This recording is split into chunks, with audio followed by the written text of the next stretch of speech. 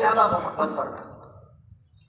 اور حضور نے اپنی شہزادی کو سیدہ کو میرے نکاح میں دیا. اور ہمارے گھر کا حال یہ تھا، مولا کائنات خود فرماتے ہیں، ہوتا یہ تھا کہ گھر میں جو گیہوں جو وغیرہ ہوتی سیدہ خود اپنے ہاتھوں سے چکی پیسا کرتی. بی بی فاطمہ خود اپنے ہاتھوں سے چکی پیسا کرتی. آج ہم دیکھیں اپنے گھروں کو، پہلے گیہوں گھروں کا آیا کرتا پسانے کے لیے، چن کر چکی کی جو ہے ہم بھیجتے پسوا کر لانے کے لیے. لیکن اب نیا دور ہے، اب ریڈی میڈ آٹا آ رہا ہے، یعنی عورتوں کو یہ بھی سہولت میسر آ گئی.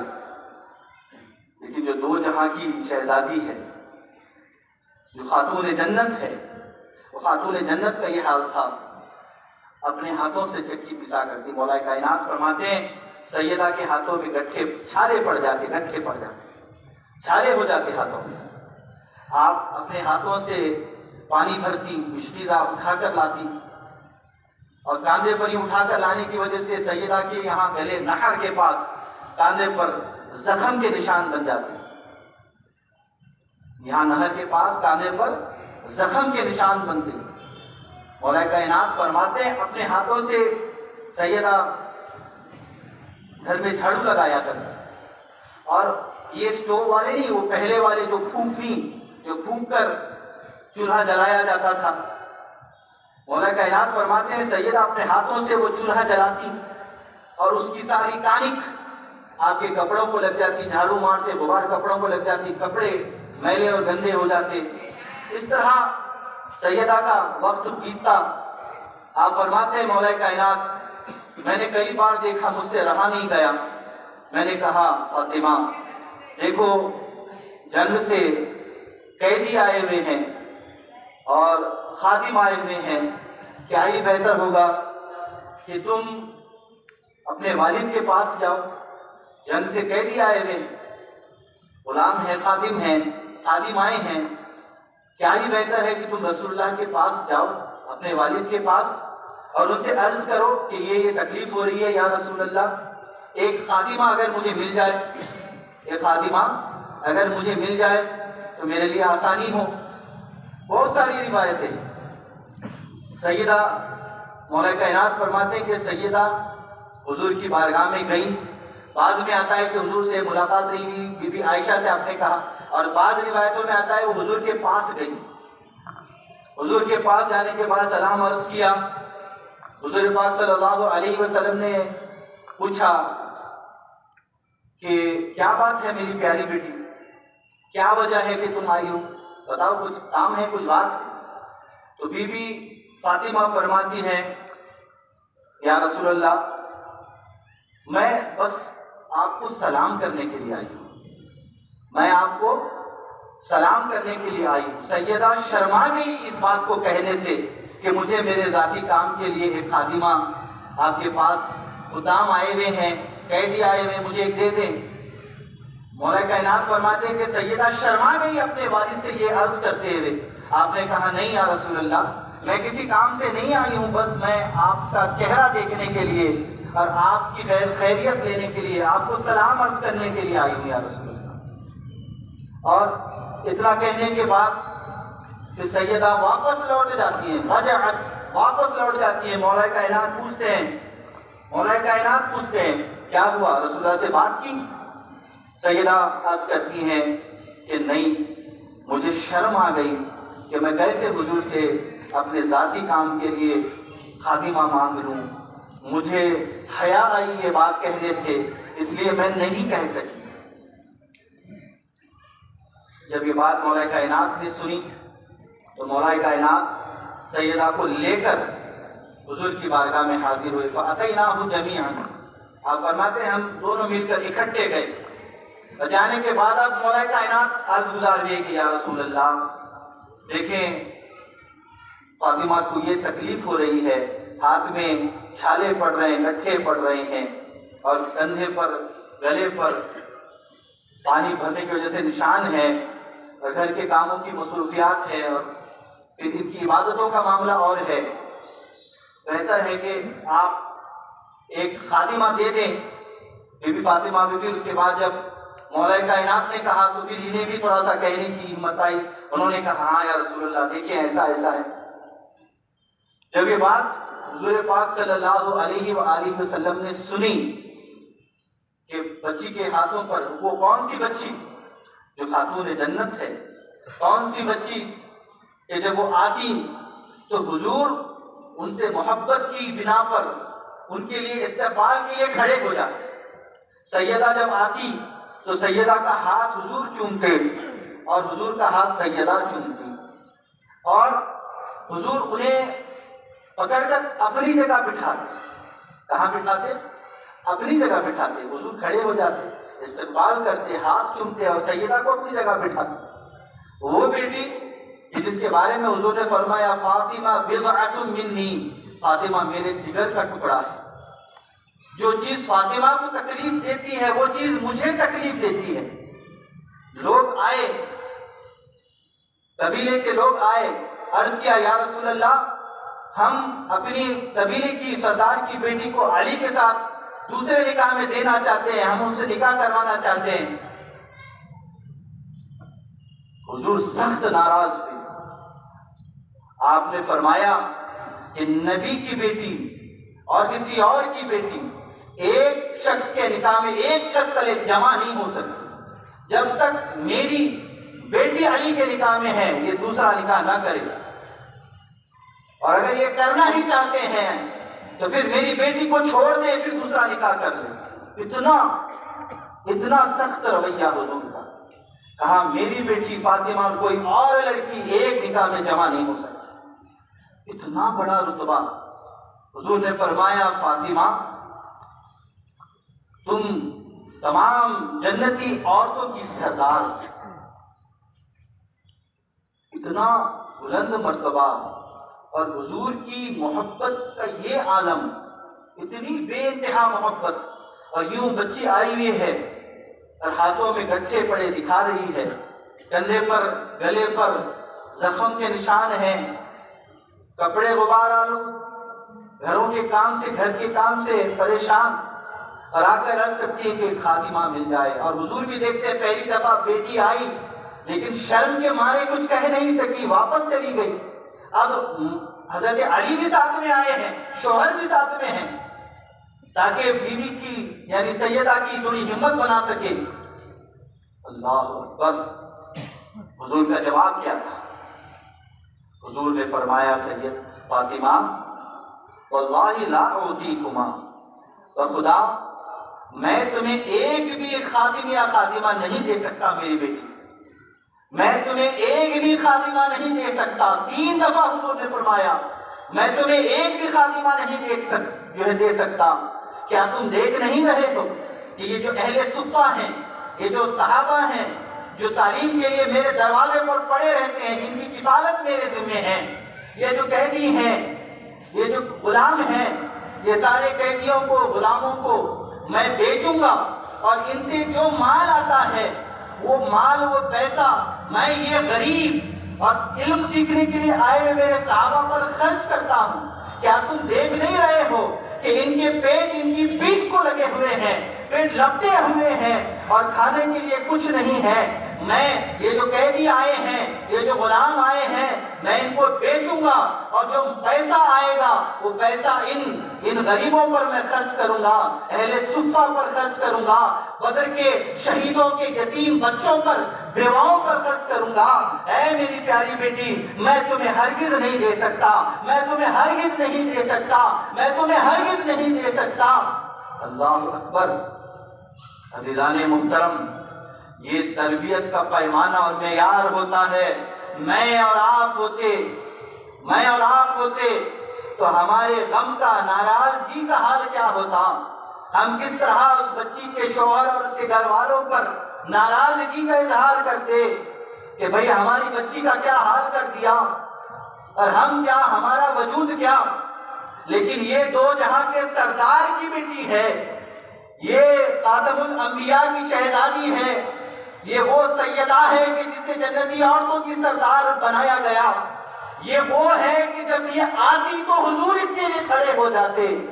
اس کی شان یہ ہے کہ حضور اس کے ہاتھوں کا بوسہ دیتے, حضور ماتھے کا پیشانی کا بوسہ دیتے اور کہتے یہ میرے جگر کا ٹکڑا ہے, یہ میرے جگر کا ٹکڑا ہے. آپ اندازہ کریں, میں اور آپ اور ہر ایک باپ اس سے سبق لے کہ جو سسرال میں بچی کو چھوٹی سی بھی اگر تکلیف ہو جاتی ہے اور تھوڑی سی بھی تکلیف ہو جاتی ہے تو ہم اخلاقیات کو بھلا بیٹھتے ہیں, ہم ناروا سلوک پر آ جاتے ہیں. میرے اور آپ میں سے ہر ایک باپ کے لیے یہ آج طرز فکر ہے, یہ لمحہ فکر ہے کہ بچے کی چھوٹی سی تکلیف کو ہم گوارا نہیں کر پاتے. ارے جتنی محبت حضور اپنی شہزادی سے کرتے کوئی باپ کسی بیٹی سے نہیں کر سکتا. آپ نے کبھی اپنی بیٹی سے اس طرح محبت کا اظہار نہیں کیا ہوگا جس طرح حضور سیدہ سے فرمایا کرتے, اور جس قدر فرمایا کرتے. جگر کا ٹکڑا ہونے کے باوجود ہاتھوں میں گٹھے ہیں, ہاتھوں میں چھالے ہیں اور زخم بنے ہوئے ہیں, پریشان حال ہے. کہتے ایک خاتمہ دے دیں. حضور فرماتے ہیں نہ میری بیٹی, میں نہیں دے سکتا, میں نہیں دے سکتا. ہم اپنی زندگی کا بھی تو حساب کریں, ہم اپنے معاملات کا بھی تو حساب کریں, ہم اپنی ذات کا بھی تو محاسبہ کریں. ہر ایک والد, ہر ایک باپ اپنے بچوں کی تربیت کا تو حساب کرے. یہ پیمانہ, یہ تربیت حضور نے یہ جو تربیت اور آپ نے تعلیمات دی ہیں, آپ نے اپنی ذات سے, اپنے گھر سے یہ تمام چیزیں کر کے دکھائی, تب جا کر آپ نے کہا کہ ایسے کرو. صرف بولا نہیں حضور نے, میرے نبی نے کر کے دکھایا. اور جس کا نام لیتے ہوئے آج بھی خطبوں میں ہو, بیانات میں ہو, ہماری آوازیں پست ہو جاتی ہیں, ہماری نگاہیں نیچے ہو جاتی ہیں. وہ سیدہ اس قدر تکلیف میں حضور فرماتے ہیں نہ میری بیٹی, نہ, نہیں دے سکتا. ہم اور آپ ہوتے تو کیا جواب ہوتا, کس قدر ہم ناراضگی کا اظہار کرتے, کس طرح گھر سر پر اٹھا لیتے اور کیسی کیسی باتیں کہہ گزرتے. یہ ہمارا معاملہ ہے. لیکن اگر دنیا اور آخرت میں کامیابی چاہتے ہیں تو جب تک رسول اللہ کے طریقے پر نہیں آئے کہ کامیابی کے سے سرفراز نہیں ہو سکتے, فلاح و بہبود سے ہم کنار نہیں ہو سکتے.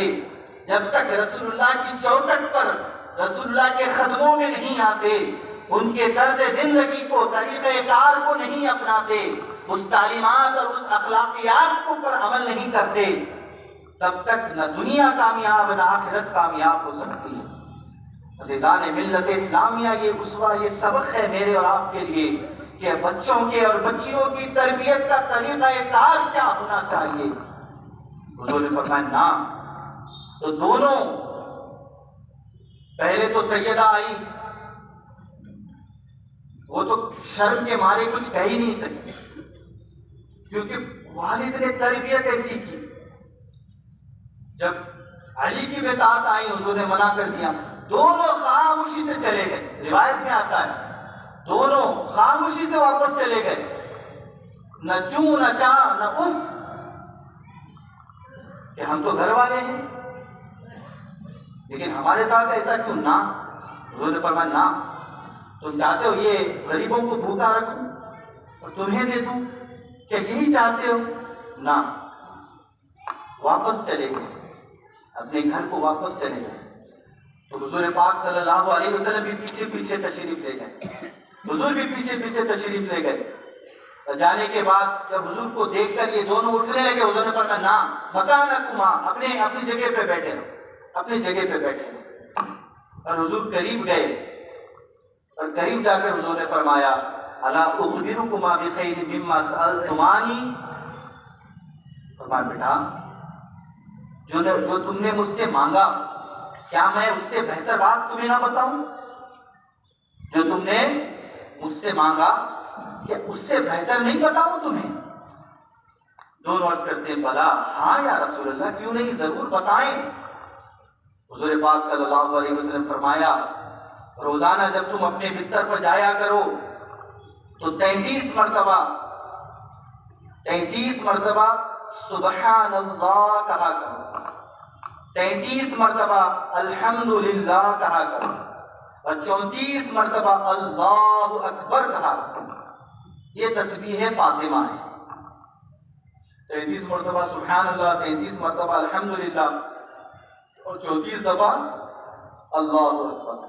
آپ نے فرمایا یہ تسبیح پڑھا کرو، دنیا و ما فیہا سے یہ تمہارے لیے بہتر ہے۔ یہ بات کہنا تھا، بی بی فاطمہ فرماتی ہے ہاں یا رسول اللہ، ہم راضی ہیں اس بات پر، ہم اللہ اس کے رسول سے راضی ہیں، ہم اللہ اس کے رسول سے راضی ہیں۔ یہ الفاظ انہوں نے دہرائے تاکہ کل کے دن جب یہ بیان کیا جائے کوئی یہ نہ کہہ سکے کہ حضور نے تو بتایا، پتہ نہیں سیدہ اور مولا کائنات اس بات پر خوش تھے یا ناراض تھے۔ نہ، یہ روایت میں یہ الفاظ بھی نقل کر دیے کہ جب حضور نے یہ تسبیح بتائی کہ اس سے بہتر یہ ہے، یہ لے لو، تو بیٹے نے کہا ہاں یا رسول اللہ، اس پر ہم راضی ہیں، اس پر ہم راضی ہیں، ہم اللہ اس کے رسول سے راضی ہیں۔ عزیزان ملت اسلامیہ، یہ تربیت جب ہم اپنی اولاد کو کریں گے، یہ فکر جب ہم اپنی اولاد کو دیں گے، تب جا کر تو وہ نکھار آئے گا، تب جا کر تو اسلام کے دین حنیف کے سچے سپاہی بنیں گے۔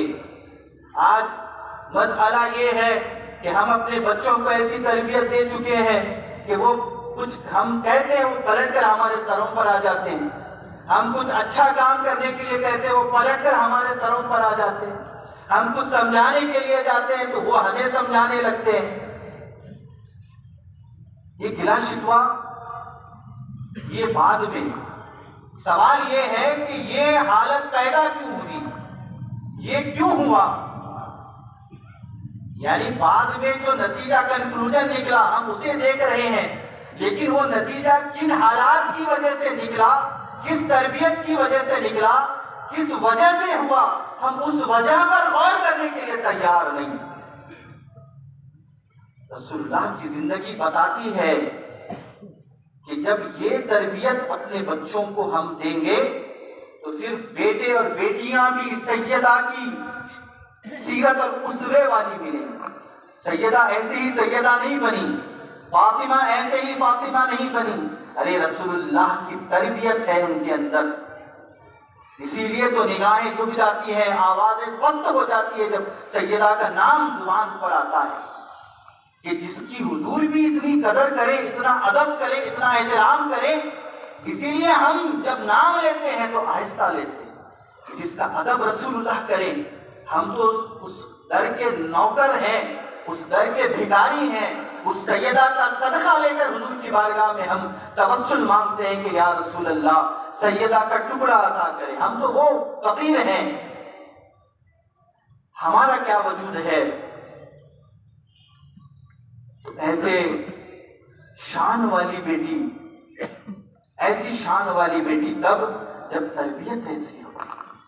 تو عزیزان محترم، سمجھیں اس بات کو، اس مسئلے کو سمجھیں اپنے بچوں میں، خاص کر اب بہت زور شور سے نئے سال کی خوشیاں مبارکباد بہت چلیں گی، لیکن یہ خوشی کا مبارکباد کا وقت نہیں ہے، بلکہ جو مسلمانوں کے آج تعلیمی، معاشی، سماجی، فکری جو حالات ہیں وہ حالات تو بتاتے ہیں کہ یہ سوگ کا وقت ہے، یہ تو ماتم کا وقت ہے ہمارے لیے، کہ جس طرح ہمارے معاشی حالات، تعلیمی حالات کے جنازے نکل رہے ہیں، ہمارے اتحاد کے جنازے نکل رہے ہیں، ہماری تعلیمی حالات، سماجی حالات، معاشی حالات، کہ جس طرح ہم جس دنیا میں، جس زندگی میں جی رہے ہیں، یہ وقت تو ہمارے لیے ایک ایک لمحہ ہمارے لیے غور و فکر کا لمحہ ہے۔ چہ جائے کہ